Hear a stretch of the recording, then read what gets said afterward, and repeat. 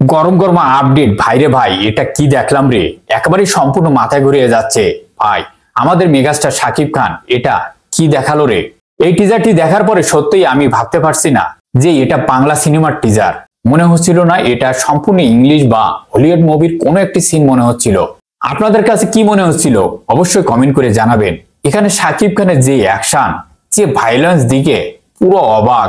তো এই টিজারটিতে যে কয়টি ডায়লগ আছে চমৎকার চমৎকার। তার ভিতরে ডায়লগ গুলো হচ্ছে, আমার মা হয়ে লজ্জা হয়, তোমার বাবা হয়ে লজ্জা হয় না। এখানে শহীদুজ্জামান সেলিমের একটা ডায়লগ আছে, তুই একজন ট্রাক অ্যাটাকটেক। সবার প্রিয় মেগাস্টার শাকিব খান যখন গাড়ির ওপরে ডায়লগ দেয়, সব সাইলেন্ট।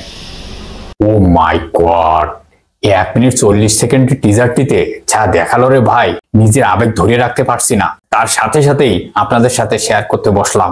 যারা যারা টিজারটি দেখে ফেলেছেন ইতিমধ্যে, তারা তো টিজারটিতে বুঝতে পেরেছেন যে কি ধরনের ভাইলেন্স দেখতে পেলেন।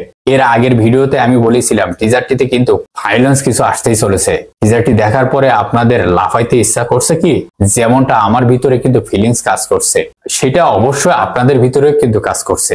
যারা সাকিবিয়ান আছে, টিজারটি দেখার পরে আপনাদের অনুভূতিটা কেমন হচ্ছে? এই ধরনের টিজার কি আগে কখনো দেখেছেন আপনারা? আমি আমার ব্যক্তিগতভাবে কোনোদিন এই ধরনের টিজার ইতিমধ্যে দেখি নেই। ইতিমধ্যে মেহেদী হাসান ভাই টিজারটিতে সবাইকে অবাক করালো। এটি তার প্রথম সিনেমা। এর আগে আমরা রায়হান রাফি সিনেমা দেখেছি। রায়হান রাফি ডিরেক্টর হিসাবে অত্যন্ত একজন মেধাবী ডিরেক্টর। আর তার সাথে সাথে বলতেই হচ্ছে মেহেদী হাসান হৃদয় ভাই তার থেকে কোনো অংশ কম না। সেলুট জানাই মেহেদী হাসান হৃদয় ভাইকে।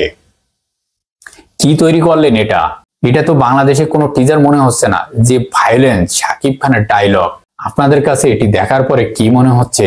আপনাদের মতামতটি অবশ্যই কিন্তু কমেন্ট বক্সে জানাবেন। ততক্ষণ পর্যন্ত সুস্থ থাকুন, ভালো থাকুন, আল্লাহ হাফেজ।